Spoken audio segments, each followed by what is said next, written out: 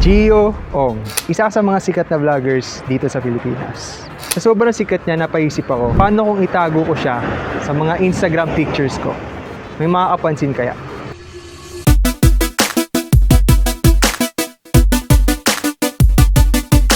Kakagaling ko lang sa barbero, tapos meron tayong 2 picture na i-edit at ipopost sa Instagram stories. Tignan natin kung may makakapansin kapag tinago ko si Gio Ong sa picture na yon. So ito yung una kong picture na kinuha. Tapos may kita nyo na meron siyang tao sa likod. So ang bala ko na lang dito, ilalagay ko na lang sa likod si Gio Ong. Tapos tignan natin kung ano. Bakit naman wala? Gio Ong, bakit wala kang picture na hindi nakasombrero, pre? Ba't naman ganun, pre? To, pwede to. Ito lang naman siya sa background eh. Mamagikin natin. Ganito ang magic ng Photoshop, pre. Kahit ano pwede mong gawin dito. Yan, oh. Yan! Perfect! Sorry, Gio Ong. Sorry. Pero kailangan ko tong gawin. Sorry, buddy. This is where the magic happens. Siyempre, malayo siya. So, ang gagawin natin, kapag malayo, blurred. So, lalagyan natin ng filter, tapos punta ka sa blur, malinaw yung mukha niya, di ba? Lagyan mo ng Gaussian blur. Baby! Tapos, kung napapansin nyo, grainy siya. Lagyan natin ng noise. Yan. Add noise. Baby! So, ito yung next picture natin, no? After ko magpagupit. Meron tayong space dito sa likod kung saan pwede nating itago si Gio Ong. Hanap na ako ng picture, guys. Tignan nyo naman. Yun! You know, saktong-sakto, buddy. Boogs! Perfect! Parang totoo. Let's go! Okay, save ko na. Tapos ipopost na natin to. Tignan natin kung may magre-react. Let's go! Posted. Yan. Okay. Post. Okay, na-post ko na siya. Tignan natin bukas kung may makakapansin.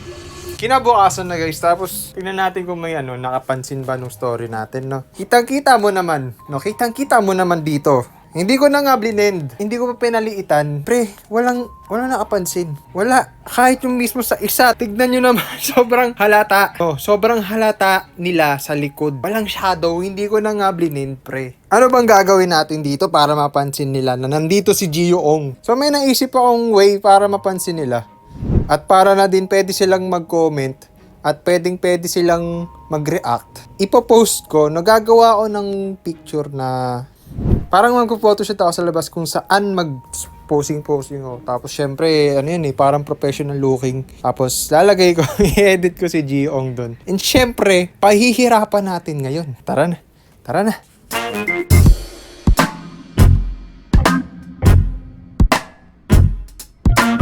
Dito ngayon sa Quezon Memorial Circle, no? Ang init, no? Ang init tapos naka-jacket pa ako. Gusto mo yun? Wait lang. Maling move yata na nag-jacket ako, pre. Okay, dito tayo magpipicture. Gusto ko kasi parang kita yung yung man yan, yung shrine na yan. Set up muna natin yung tripod. Dati wala masyado tao dito. Ay, sarado to nung pandemic. Ngayon, dami na. The world is healing. So, napakalaki ng tripod natin. So, ang gusto ko dito, naka-landscape siya. Para ika-crop ko na lang kapag pinost ko siya.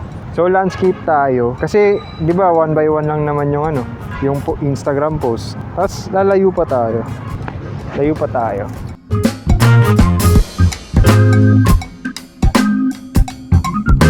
Okay, siguro pwede na to. Di ko alam kung anong pwedeng gawin. Di naman ako expert sa photography. Forma lang, alam mo yun.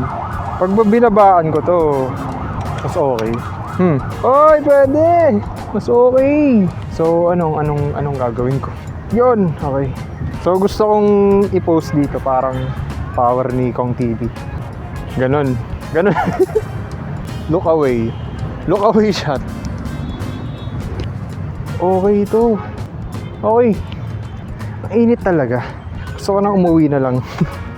Pero nakakuha tayo ng maraming pictures. At kailangan ko ng iba pang location kung saan mas pa yung araw. Pero saan? Check natin mamaya.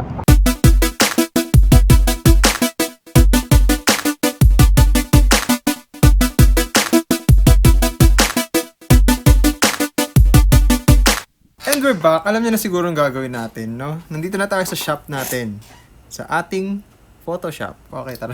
Meron tayong 5 pictures na i-edit ngayon, guys. Siguro hindi ko napapakita yung lahat, pero papakita ko lang yung una na picture na i-edit natin. Yan! Gawin natin 1 by 1. Tapos, ano tayo? Kung nakikita nyo, merong space dito sa likod.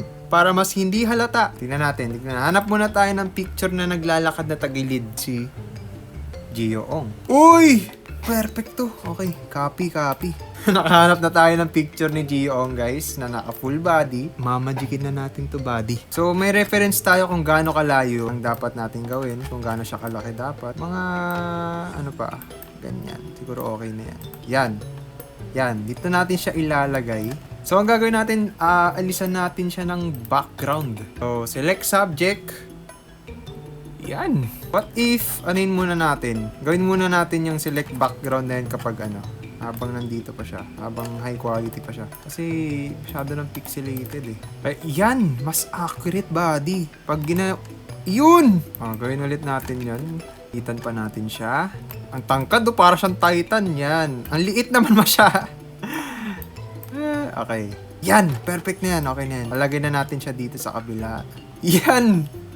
Okay. So, may hindi ko ginawa nung last time, guys. Ang hindi ko ginawa nung last time is, hindi ko inayos yung lighting niya. Tapos, hindi ko siya nilagyan ng shadow. So, ang nangyari, masyado siyang halata. Pero kahit na masyado siyang halata, guys, wala pa rin nakapansin. Wala pa rin nag-point out na, uy, si ano yan si Gio-ong yan Wala. So, tignan natin kung may makakapansin nito. Pwede nyo nang i-comment dito na, uy, si Gio-ong to Bakit nandyan si Gio-ong? Kasi, ipopost ko siya sa mismong Instagram account ko. At ipopost ko na rin siya sa mismong Facebook account ko, Facebook page, mga ganyan. Imamatch lang natin yung shadow niya, yung lighting niya, kumbaga. Yan. Okay. Yan na. Okay na yan. Then, drawingan natin ngayon ng shadow yan. Yan. Control-I, brush tool, liitan mo, tapos drawingan mo ng shadow sa may paanan. Yan! Perfect body! Okay, wait lang. Omsim! Tapos, hindi ako satisfied sa mismong quality nung kuha ko. So, gagawin natin, camera raw filter natin, pre. Camera raw filter lang naman. O, di ba mas klaro? Tignan mo.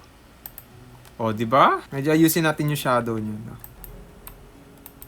Subtle lang. Yan! Okay na. Ita-timelapse ko na lang yung iba. Siyempre, ayoko kayong nabuboryo. Timelapse. Start!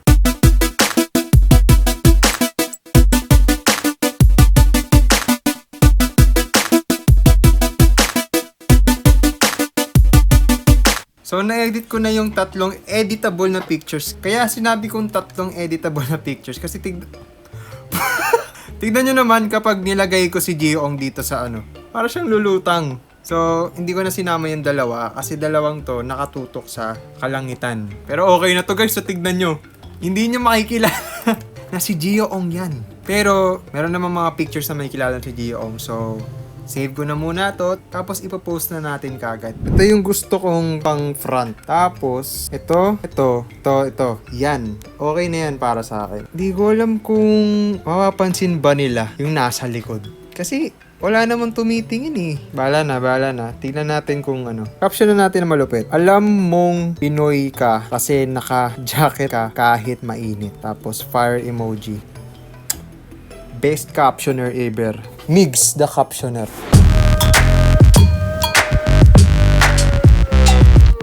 Lagyan natin ng hashtag.